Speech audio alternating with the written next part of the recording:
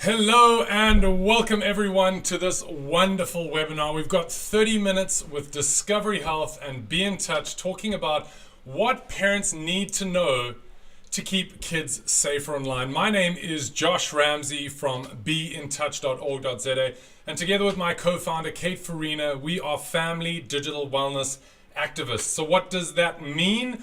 Well, parents and kids are growing up today in a whole new world, and parents have an extra job that our parents, the last generation, didn't. Online parenting or digital parenting. What is that? Protecting, guiding, and mentoring our kids as they go and as they live online. And we get it. Parents are super busy. You've got 8 o'clock till 8:30. So I'm going to start my little timer because we've got 30 minutes to dig into what this digital parenting thing is and what you can do to keep your kids safer online. So we get it that parents are busy, and our job at Be in Touch and our partnership with Discovery is to try and make that job simpler for you.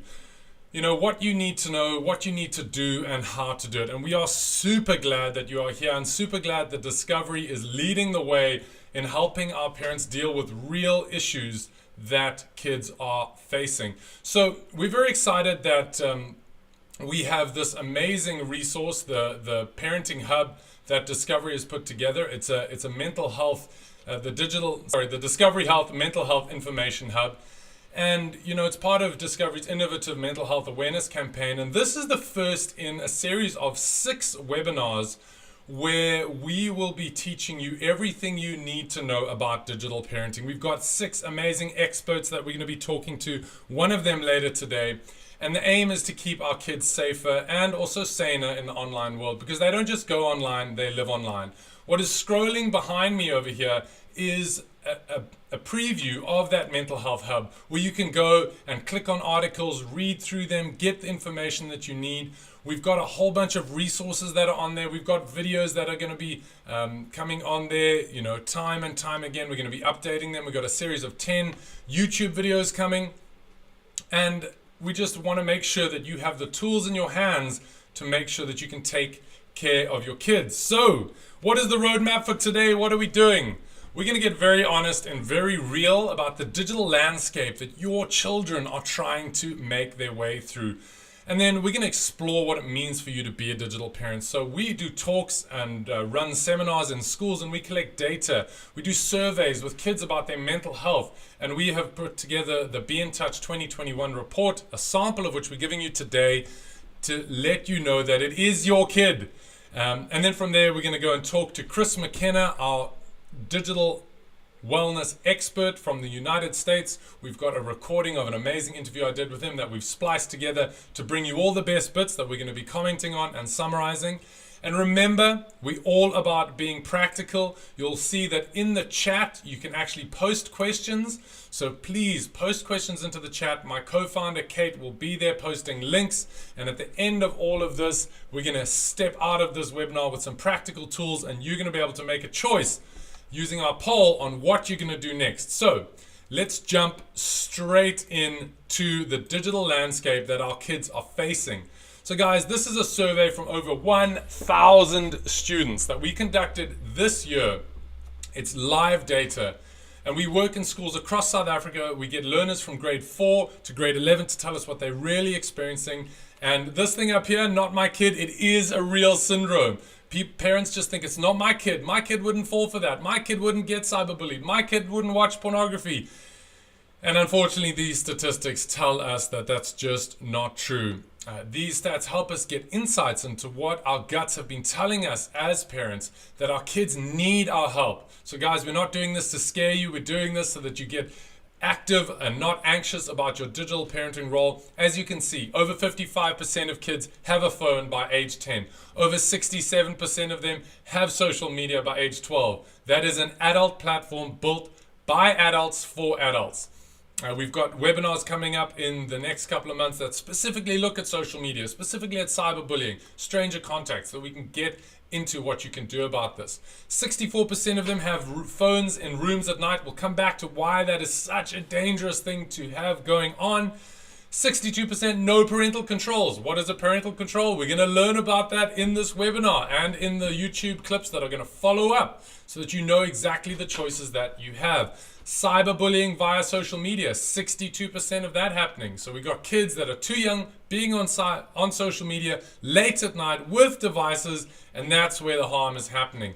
82% of cyberbullying late at night. That's what our friend Chris McKenna calls the toxic trio, which we'll get into in just a moment. So we have to understand that our brains are not fully developed until we are 22 or 23, 24, 25 years old. So our kids are just not ready to deal with all the stuff that they are seeing online. Okay, so if we go, what is online parenting? So online parenting is today's topic, and it's the role that parents need to be taking to protect their children online. We need to be blocking inappropriate content. We need to be teaching our kids about how to be safe and responsible online. And we need to be keeping an eye on the device use that our teenagers are using, right?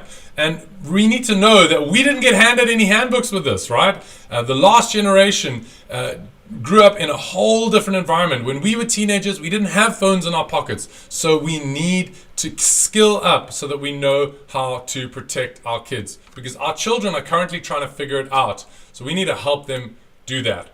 Okay, so we're going to start talking to Chris McKenna. Now, Chris McKenna is an absolute legend in the digital well-being space. He's the founder of Protect Young Eyes, a US-based NGO that has made a simple and super important mission to show families, schools, and churches how to create safer digital spaces. So he's the perfect guy to talk to about this. And we need to make sure that it's not just our opinion, that it is other people around the world talking about this. And Chris is a man with never-ending energy. We've had so many conversations, him and I. We both have a similar story of early exposure to pornography, and that's why we're so driven in our missions to protect children. And he has never-ending energy when it comes to fighting and advocating for the safety and protection of children. He practices his internet safety tips on his 4 amazing children. You can see them in the photo there. He's a dad, so he knows what he's talking about, and is regularly featured on the news, radio, podcasts in the US. He actually presented to the US Senate and was instrumental in getting some new legislation passed in the States, some of which hopefully we'll get in South Africa soon. So I interviewed Chris last week, and we cut together all the best bits that we're going to watch together, and I'm going to comment on certain things that he talks about. And then I'm going to be summarizing what he speaks about in 3 different little segments that we're going to spend the next about 15 to 18 minutes on, and then we're going to have a time to deal with any Q&A that's really, really, reflecting what the needs are of everyone here today.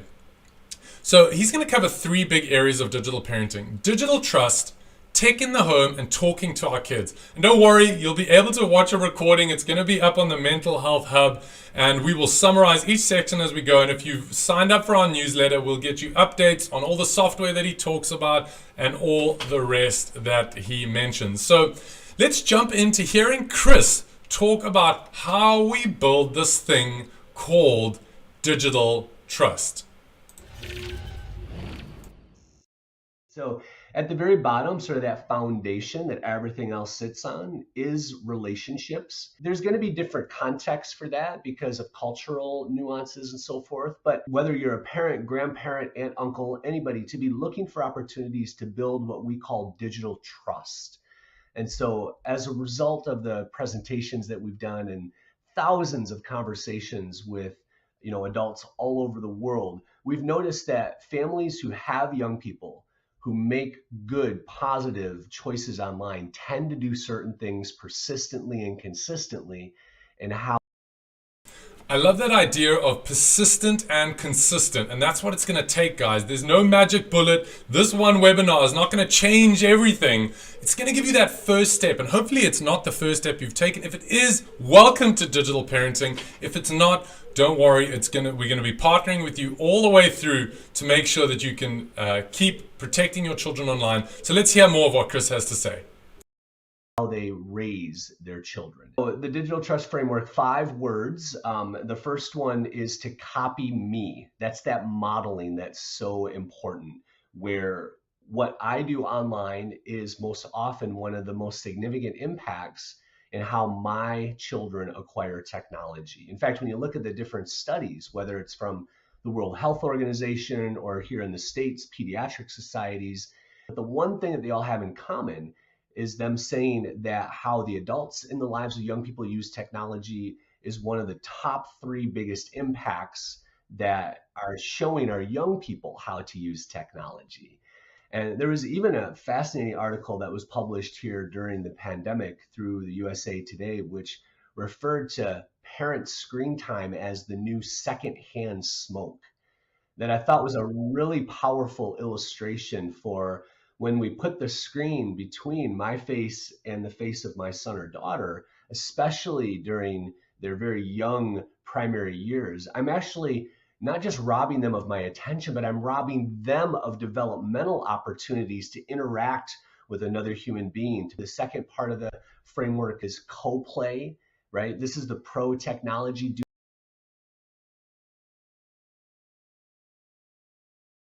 That I just want to pick up on that because it's such an important point as we go into the second aspect of his digital trust framework. You know, that copy me, we see time and again that there was another study done actually that a children's ability to self-regulate is directly related to the parental relationship and how they manage conflict, how they manage their own use and the actions that parents take. So I love that idea of secondhand smoke being this digital use that we have. And we have to understand that there's an opportunity cost to every moment. And I get it. I'm a dad myself. I know when I'm on my phone and my baby's tugging on my leg, it pulls at my heartstrings because I know that's a moment that I could be helping my child develop. So let's hear a little bit more from Chris.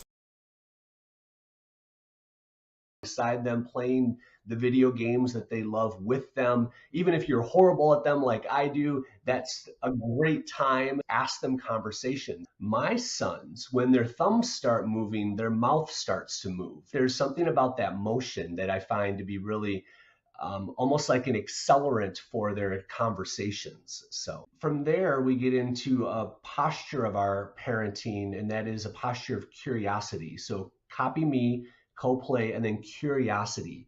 I want us to be more curious than condemning when it comes to how our young people are using technology. We don't have to understand it. We don't even have to love it, but to ask them curious questions, because there's a lot that you can learn about the young people that you care for just by understanding better what they tap on and why they tap on it. The fourth part of the framework is conversation, talking about all the things that nobody talked to me and you about when we were growing up. Because if we don't, the alternatives are for them to listen to the voices of Dr. TikTok, Dr. WhatsApp, Dr. YouTube, Dr. whatever, and they have a very consistent voice that we need to interrupt from time to time with our perspective on things to put that in perspective. And finally, I love that idea that our children are talking to adults. They are learning about the world from adults.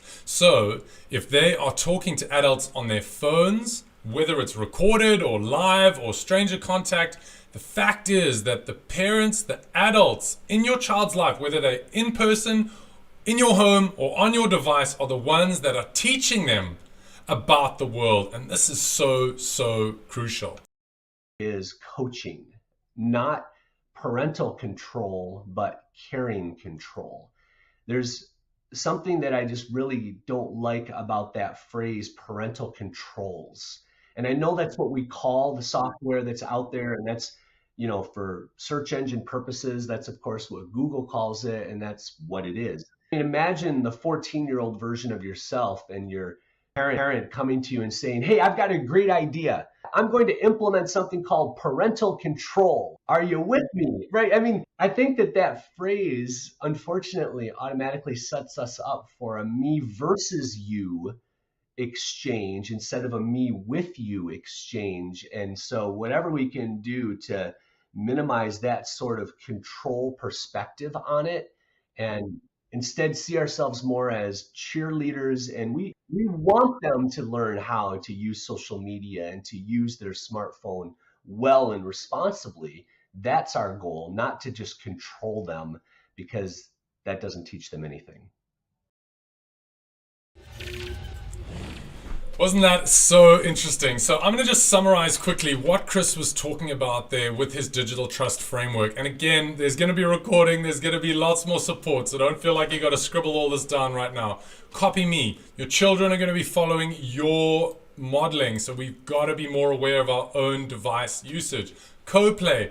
My niece lives in Vancouver, and we struggle to have conversations on the phone. But when we play Minecraft together, we can sit for an hour and a half chatting about school and about everything else. So get used to playing these games with your kids. Get all the apps that they're using to try and get into their digital world. Curiosity, ask those curious questions and be more curious than condemning. Definitely conversation. We've got to talk. And remember, it's doing something with them. It's not doing something against them. And then coaching. We've got to be empowering them to make these choices, because when they leave home, if they don't have the ability to make these good choices, there's nothing we can do. So it's not about controlling them. It's about coaching them. So let's hear a little bit more about how this translates into actual technology. So we've got this kind of parenting stuff, but now what do we do about the technology in our homes, these actual devices? Let's hear again from Chris and see what he says about that. It might be. And from there, we're going to a spot that is often ignored and overlooked, and that is the Wi-Fi layer. We want to embrace that router that may be in the home. Now, I know in different areas of the world depend more on just the device, right? We're often connected to a cellular network, but there are homes and places where instead we are connected to the wireless signal that exists in that place, maybe in a school or wherever it might be. And I just think we often underappreciate the potential in having controls around just that wireless network whenever possible. Here, for example, in my home, Josh, we have horrible cellular signal. Therefore, the only way for us to be online is with the wireless network. Therefore, for me to have the router have strong parental controls on it is really important, so that I know, when a new device tries to attach. My kid from time to time will bring home a Chromebook from school, and then they'll be using it for things that I'm not aware of. And I'm like, oh, wait a minute. Don't you have something in place that alerts you to whenever a new device connects to your home network? And they're like, no, I didn't know about that. I'm like, well, right there is a way at the source to understand, do they have a burner phone, which is quite common, where there's some alternative device that mom or dad isn't aware of, but because they're not paying for the service on it, that device often depends, a secret device often depends on a wireless network, because that's a free way to use the internet. The best way to defend against that sort of thing is to have some sort of alert on. We use Griffin, which doesn't exist in every country, but it's what we use to, defend the McKenna family from those kinds of dangers. So that's at that wireless, right on top of the relationships. Let's get that network in check. The third one then is the devices, right? Because they're not always connected to that wireless network, right? And so we find some service, and devices come, right? iPhones, Android devices, they have free parental settings that can be put in place, whether it's screen time or family link. I got the shock of my life when I started monitoring my own screen time, and I really recommend that you guys do this, not only for your kids but for yourselves. So use screen time on iPhone, and use Family Link or Digital Wellbeing on Android to get an idea of your own screen time. We see on average South Africans are checking their phones 85 times a day and spending more than 5 hours on their mobile devices. So if you're not managing and monitoring your own screen time, there's no chance that you're going to be managing and monitoring your children's. Let's hear a little bit more from Chris. We have all kinds of explanations about those things. But then you could also look at software. Bark, a great example, which I know you have a partnership with, as we do. How wonderful to bring that service in, because their specialty are mobile devices. And when a young person finds themselves in the edges, be it with digital edges or maybe risks that they're taking, that's when we want to get involved. That's when we want to intercede. And it's exactly what Bark allows them to do. Fourth layer then is the location. Where we use technology has a really big impact on how we use technology. And I think that that's true for both young people and adults, right? Just about anything in a dark place where you're bored with technology at night is justifiable. Everything seems automatically like a better idea when you're surrounded by certain locational variables. And we often find bedrooms, darkness, and boredom to be what we call the toxic trio when it comes to digital interaction. And Guys, I just want to pick up on that because it is one of the easiest ways to make a significant difference in your children's lives. What we saw in the stats from the beginning is that the majority of kids have access to their phones at night, the majority of cyberbullying happens late at night, and the majority of kids don't have parental control on their phones. So that is where this harm is really happening. Get those devices out of your children's bedrooms at night. that's both us and them, right? And so if we're going to say to our young people, hey, keep your technology out of the bedroom, then going back to that copy me part of digital trust, then we probably need to do the same thing too. So just being aware of some of those locations that can create risk. And then finally, in-app parental controls, just because there often aren't very many. There's really none inside of Snapchat. There's none inside of Instagram, which are really big here in the States. There are very few inside of WhatsApp. There are very few that you can lock in inside of YouTube. They have a lot of parental suggestions, but not much that you can parental control if you want to actually lock things in. And so there are some in-app options, but they just shouldn't be depended upon as the way to keep our kids safe.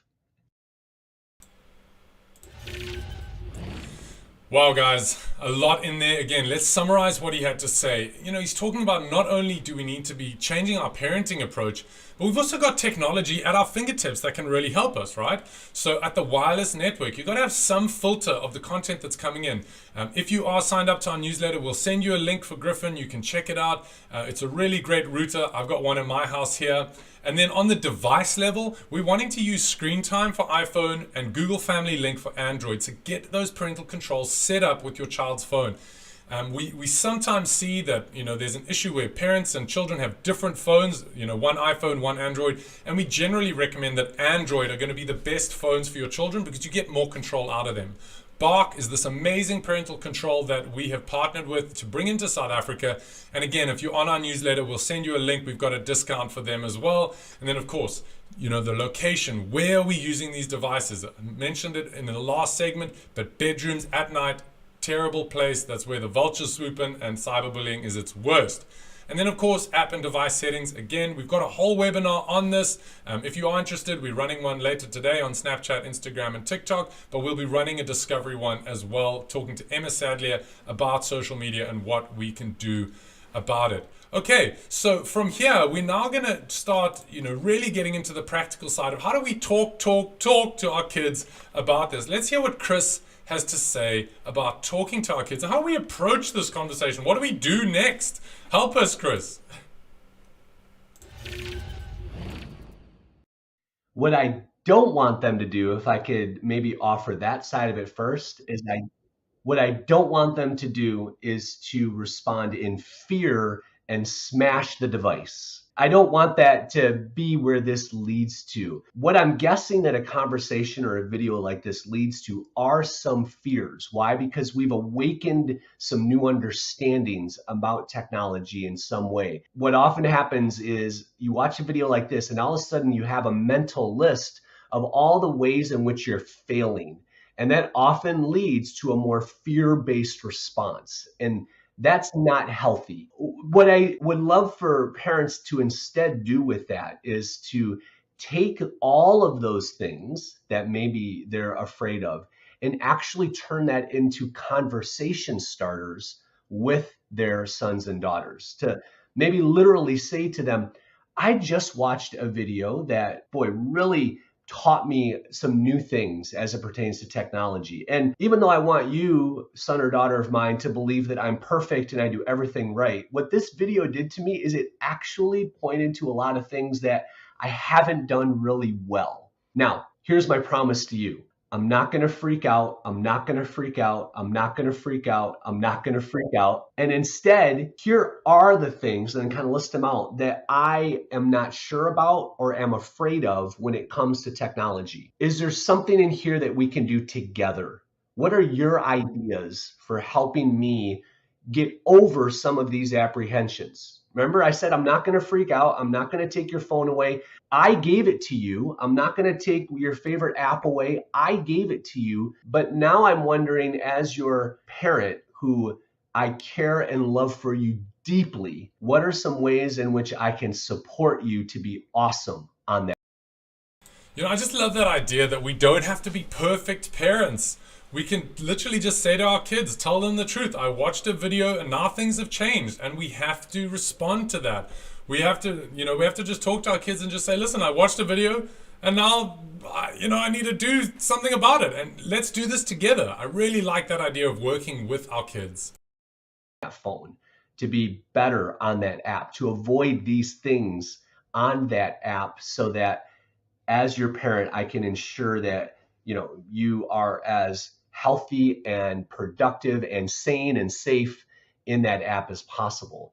And so instead of that fear turning into a negative response, I want that to turn into a conversation starter for our young people. And then just take it one step at a time. That would be step 2. If you're saying, oh, I don't have parental controls, I don't have, I don't use Bark, I don't have Griffin, all this stuff, just pick one. Just pick one step. And if that one step still doesn't seem tenable or possible, then ask your son or daughter to help you with it. If you don't know how to install a new router, like you look at the router and it automatically makes your heart rate go up, then find a 13-year-old and say, hey, can you help me install this thing? And then change the password when they walk away. But invite them into that as maybe a step 2 on the technical side for the places that they're just not sure where to go.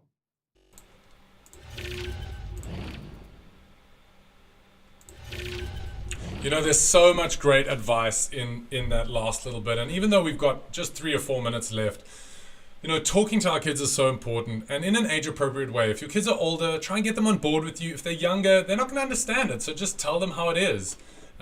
Don't freak out. One of the big reasons that children don't disclose online harm to their parents is that they're scared their phones are going to get taken away. Help them understand that you are going to be walking with them along this journey. And just start with one thing, guys. Just start with one thing. Okay, so as we get to the end of this now, I'm going to ask you guys to join me in doing a poll. I'm going to post it into the chat. You can either use the link there, or you can go to slido.com and enter that code, or just grab your phone and take a picture or put this QR code on your camera. What it's going to do is it's going to take you through to a poll, and so that we can start to see what our steps are going to be together. The other reason that I want you to do it is so that you get the Discovery Health Mental Health Hub link onto your phone. So in the app that we're going to be using for the poll, you can then click on a link that'll take you straight to that mental health hub on your phone. And remember, you're going to be wanting to check out this hub every single day, because there's going to be updates every day. When you're standing in the line at the bank, when you are waiting for your kids to pick up your phone, go and look at that mental health hub and go and see what you can do about it, okay? Because all the resources are there, and we're going to partner with you. Discovery and Be in Touch are going to be with you the whole way. Okay, so we're getting some votes come in. So let's just look at what people are going to be doing, which is just so amazing. I just love the fact that we've got active parents out there. 75% of you guys are going to set up some parental filters. Again, get onto our newsletter. We're going to send you those links to get you some discounts on Bark. And then, of course, for Griffin, we'll get you that link as well. Changing app settings, 38% of you. Talking to your kids, 65%. That's awesome. And these are just the first steps, guys. It's just amazing, the steps that are going to be taken. Getting those devices out of bedrooms at night, 40%. Okay, guys, I'm hoping that's not just an indication of what's going to happen, but who's actually going to do that first. So I would say talking to your kids and getting those devices out are easy wins, but then all of these steps are important. So it's a bit of a trick question because we're hoping that you'll do all of them. Okay, so I'm going to lock that down, guys. Really awesome to see those results coming in there. And you can just direct your attention back to the screen. As I said, we've got so many resources on the Mental Health Hub that we really want to be sharing with you. Sign up to the newsletter. We'll get you that discount for Bark. You'll get access to Griffin, latest trends, practical tips, and we'll help you be an awesome, aware online parent. And then if you do nothing else in the next 15 minutes, remember, go back to that Mental Health Hub, head over to the Snapchat, Instagram, and TikTok webinar that we'll be launching on the 1st of December, 8 a.m. next week, this time, where we'll be chatting with Emma Sadlier about what she sees kids getting into on their smartphones and with social media. We'll be exploring what you can do about it to maximize the good and manage the bad and ugly of these popular social media apps. And remember, it takes a digital village to raise a digital child, and your child is only as safe as the least informed adult in your digital village. So share wide and share far. Let's get every parent involved in this, every caregiver involved in this to protect our kids online. I want to thank you so much for spending your time with us, and we look forward to seeing you next week, 8 a.m., 1st of December, talking about Snapchat, Instagram, and TikTok. Thank you so much.